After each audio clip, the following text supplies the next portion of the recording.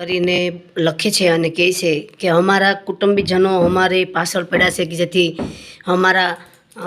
અમારો કોઈ ધંધો બિઝનેસ કોઈ થવા જ નથી દેતા, અને થાય છે તો એમાં કેટલી વખત ઝઘડા કરાવે અને કેટલી સાડીઓ કરે છે, ફરિયાદો કરે છે. તો તે લોકો કોમેન્ટ કરીને કહે છે કે માસી કોઈ રસ્તો ખરો? તો તેના માટેનો એક જ રસ્તો કે ભગવાન ઉપર વિશ્વાસ રાખવાનો. અને બીજી વાત, તમે લોકો એ લોકોના ભરોસે નહીં રહો કે એ લોકોએ આમ કર્યું છે, કાંઈ વાંધો નહીં. ભગવાન તમને જે ગમ્યું તે થયું, તે સહી. ભગવાન તમને માન્ય હશે એટલે થયું, અમારા ભાગ્યમાં હશે એટલે અમને એવું આટલી તકલીફ પડી છે. કહેવાનું તાત્પર્ય મારો પોતાનો અનુભવ તમને હું કહું છું. કહેવત છે પહેલાંની, આપણી જૂનવાણી કહેવત છે, ભાણામાંથી જોટી જાય કોઈ એમાંથી ક્યારેય નથી જોટી જતું. મને એક દિવસના સમયે મારી પાસેથી બધું જ છીનવી લેવામાં આવ્યું.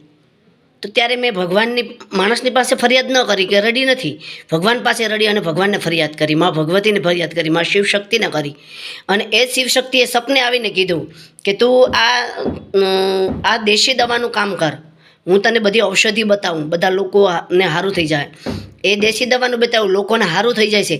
પણ એમાં મને તે લોકો આવે ને દવા લેવા તો કેટલા રૂપિયા મૂકીને જાય, તો તેમાં મને પાછી એ પૈસા જે મૂકીને જાય ને એમાં મને પાછું એવું વરદાન આપ્યું કે તું એમાંથી 1 રૂપિયો પણ ન લે કોઈનો, ખાલી સેવા કરવાની. હવે ખાલી સેવા કરવાની તો આપણે ખાવાનું. અને જ્યાં મને નોકરી હું લાગીને એ નોકરી એકની બે નોકરી મારી એમ કે હાચી ખોટી છાડિયું કરી અને મારી નોકરી છોડાવી. આવું ઘણું મારી ઉપર લોકોએ કરેલું છે. પણ મેં ભગવાનને જો જઈને ફરિયાદ કરું કે ભગવાન કાંઈ વાંધો નહીં, તમને ગમ્યું તે મને ભૂખી ઉઠાડે છે પણ તું સુવાડતો નથી ભૂખી. અને એ સમયમાં એ જ અરસામાં મને દેશી દવા હું કરું ને એમાં મને વરદાન આપ્યું કે તારે કોઈનો રૂપિયો લેવાનો નથી. જે લોકો મૂકીને ગયા એને પાછું આપી દે, જે લોકોને સારું થઈ જાય છે તે લોકો પણ મૂકી જાય છે તેને પાછું આપી દીધા. હવે મારી પાસે કશું નહીં, નથી નોકરી, નથી કોઈ કામ ધંધો. ત્યારે મેં ભગવાનને કીધું કાંઈ વાંધો નહીં ભગવાન, તમારી માળા તમારું ભજન વધારે થશે. એકાંતમાં આવી રીતની કોઈ નોકરી નથી, કોઈ કામ નથી, નવરા સમયમાં વધારે ભગવાનનું ભજન થાય. અને ત્યારે મેં ભગવાનને કીધું ભગવાન જે સજા દેવી હોય તે દેજો, જે પરીક્ષા કરવી તે કરજો, પણ મારી સાથે રહીને કરજો. હું એકલી ન પડી જાઉં, અમે એકલા ન પડી જાય, ભગવાન અમારી સાથે રહેજો. ત્યારે ભગવાને એવા વ્યક્તિને મોકલો કે જેને એટલું ખરાબ ને ખોટું દર્દ ઊભું થયું, એ દર્દ એને સારું થઈ ગયું. તો એ વ્યક્તિએ પણ લાખો રૂપિયા મૂક્યા.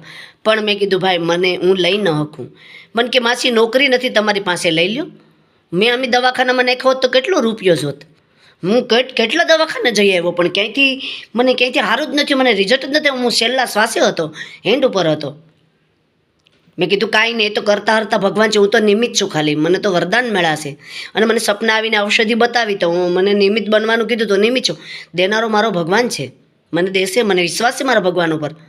ક્યારેય કોઈને રૂપિયા ભળીને લાલચમાં નહીં આવી જવાનું. આપણી ભક્તિની આપણી પરાકાષ્ઠાની પરીક્ષા થતી હોય, આપણી નોલેજની, આપણામાં કેટલી ક્ષમતા છે, કેટલી સહનશીલતા છે, આપણામાં કેટલી દક્ષતા છે, આપણામાં લાગણી કેટલીક છે, આપણામાં દયાભાવ કેટલી છે, બધું ભગવાન તાગે. બધી પરીક્ષા ભગવાન કરે. નખે શક ભગવાન બોલ ખોલીને જોઈ લે. એ અરસામાં હું જ્યારે એક દિવસ જતી હતી અને મારા ઘરની અંદર છેલ્લા 50 રૂપિયા, અને ભગવાનને ખબર છે હું ક્યારેય મારા ખુદના ભાઈ, પતિ, મા બાપ કોઈ પાસે ન માગું. ન હોય તો હલવી લઉં, પણ હું મારા બાળકો પાસે કોઈ પાસે ન માગું. મને આપે સામેથી તો વાત જુદી છે, બાકી હું કોઈ પાસે ન માગું. એ અરસાની અંદર હું હાલી જતી હતી ને, ત્યાં એવું એક ખુલ્લું આમ મેદાન હતું અને ત્યાં તળાવ જેવું હતું. ત્યાં મને બહુ ગમે બેસવાનું, જવાનું, આવી રીતનું ગમે મને આમ નિસર્ગ બહુ નિહાળું ગમે. તો હું ત્યાં જઈને બેસું અને જાઉં. અને ગઈને તો ત્યાં બે ગટ્ટા પૈસાના પડ્યા હતા. તો હું ત્યાં 1-1.5 કલાક બેઠી કે કોઈ વ્યક્તિ નીકળે, કોઈના પૈસા હોય, ગોતતું આવે. હવે એ દિવસે હું 1 કલાકથી 2 કલાક ને 4 કલાક બેઠી પણ કોઈ ન આવ્યું. અને પાછી હું બીજે દિવસે ત્યાં જઈને સવારે બેઠી તોય કોઈ નહીં. એવું હું લગાતાર 8 દિવસ ગઈ. અને 8 દિવસ હું ત્યાં જઈને મળી કે ભાઈ કોઈના પૈસા હોય તો લઈ લે એમ. કોઈ પૂછતું આવે કે મારા પૈસા ખોવાઈ ગયા, પડી ગયા, તો હું એમને આપી દઉં. લગભગ 1-1.5 લાખ રૂપિયા જેટલો હશે. અને સમજી લો કે એટલું કરજ પણ માથે ચડી ગયું, મારી માથે એટલું કરજ પણ ચડી ગયું કે હું ચૂકવી ન શકું. 5-10 હજાર પગારમાં કરજ એ ચૂકવી પણ ન શકે. આપણે ખર્ચા આ તે બાળકો ઘર ગૃહસ્થી હલાવવી, જાવું આવું, કુટુંબ પરિવાર સમાજ, લેવું દેવું, હાજા મંદા આ તે. હવે એ અરસામાં 8 દિવસ હું લગાતાર ગઈ, પણ કોઈ વ્યક્તિ પૂછવા ન આવ્યો કે મારા પૈસા છે. એ ભગવાનને આવી અને મંદિરમાં મીકા અને ભગવાનને કીધું, ભગવાન આ મારા નથી, આ કોઈ બિસારકના છે, ગોતતું ગોતતું આવે તો હું એમને આપી દઈશ. મંદિરમાં મેં 8 દિવસ રાખ્યા તો પણ કોઈ લેવાનું આવ્યું. 8 ને 16 દિવસ થયા. અને એ સમયે મને ભગવાને આવીને સપનામાં આવીને મા ભગવતીએ મને કીધું કે એ તારા માટે છે. કહેવાનો તાત્પર્ય એ છે કે ભગવાન કહે છે ગીતામાં, અને ભગવાન કૃષ્ણ પણ યુદ્ધના સમયે અર્જુનને કીધું હતું, હું કહું તે પ્રમાણે ચાલીશ ને તો વિજય જરૂર થશે. એમ ભગવાનના શબ્દો ઉપર જો આપણે હાલીએ ને તો એ 5 દિવસ 5 વર્ષ 2 વર્ષ આપણે અડથલ ગડથલ આમ પરિસ્થિતિ નબળી રહી, આવી આપત્તિ વિપત્તિઓ આવે, સંઘર્ષ આવે, પણ એનો સામનો કરવા માટે ભગવાન પાસે જ બેસવાનું, એ પ્રમાણે જ હાલવાનું, એના નીતિ નિયમ પ્રમાણે હાલા જાવ ને એટલે કોઈની કોઈ મદદ મોકલી જ દે. ભગવાન કે મેં મા ભગવતી કે મેં ખુદ તને મદદ કરી છે. તે માગ્યું છે કે માં મારે તારી પાસેથી જોઈએ, મારે કોઈ મનુષ્ય પાસેથી નથી જોતા, મારે મહેનતનું જોઈએ. તો તારી મહેનતની નોકરી પણ કોઈએ છીનવી લીધી તો કાંઈ વાંધો નહીં, ભગવાન આપશે. એને કાંઈક સારું નક્કી કર્યું હશે. વગર મહેનતે વગર પરસેવાના ઘરે મા ભગવતી ખુદ 1,00,000-1.5 લાખ રૂપિયા આવીને આપી ગઈ. તમે ચિંતા નહીં કરો.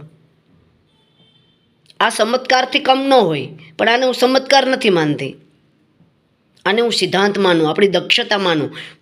આપણી એવી દક્ષતા ઉપર તમે હાલા જાઓ, પરંપરા ઉપર હાલા જાઓ, ભક્તિના માર્ગે હાલા જાઓ, ભગવાનના ભરોસે ને એના જ વિશ્વાસે હાલા જાઓ, 100% વિજય થશે ને 100% તમને માર્ગ મળશે. જે લોકો એક નહીં 7 થી 8 લોકોએ મને કોમેન્ટ કરીને કીધું અમારી લોકો પાછળ પડ્યા છે, એમ અમને કોઈ માર્ગદર્શન આપો, એના માટેનો આ વિડીયો છે. કોઈના બાપની તાકાત નથી, ભગવાનથી કોઈ મોટું છે જ નહીં.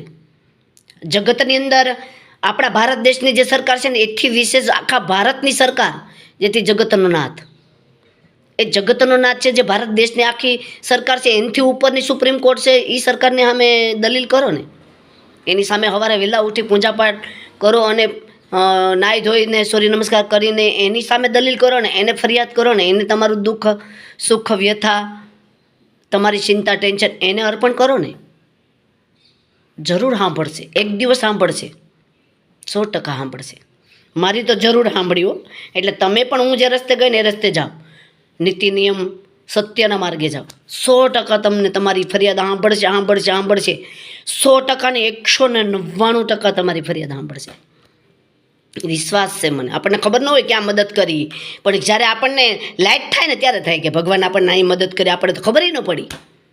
મને એવું થયું, મેં કીધું મને તો ખબર ન રહી, આટલા દિવસ મેં રાહ જોઈ, કોઈ ન લેવાય એવું, આ ભગવાનને ખુદ આવીને મને મદદ કરી. ત્યારે ખબર પડે. 100% મને અનુભવ છે. હું એનું અભિમાનથી સાથે થોકીને બોલું કે મને અભિમાન છે. ભગવાન મદદ કરે ને કરે.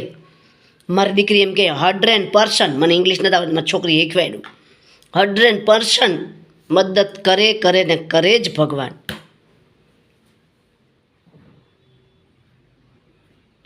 સો 100% કરશે, તમારી પણ કરશે. હું ભગવાનને પણ પ્રાર્થના હું પણ કરું અને તમે પણ કરો. વહેલા ઉઠી નાહી ધોઈ અને ભગવાનની પાસે બેસો, ભગવાનને ધૂપ દીવો કરી ભગવાનની પ્રાર્થના કરો, ગીતાજીના પાઠ કરો, એની પાસે બેહો અને નિસર્ગમાં બેહો, ભગવાનને નિહાળો, ભગવાનને ઓળખો.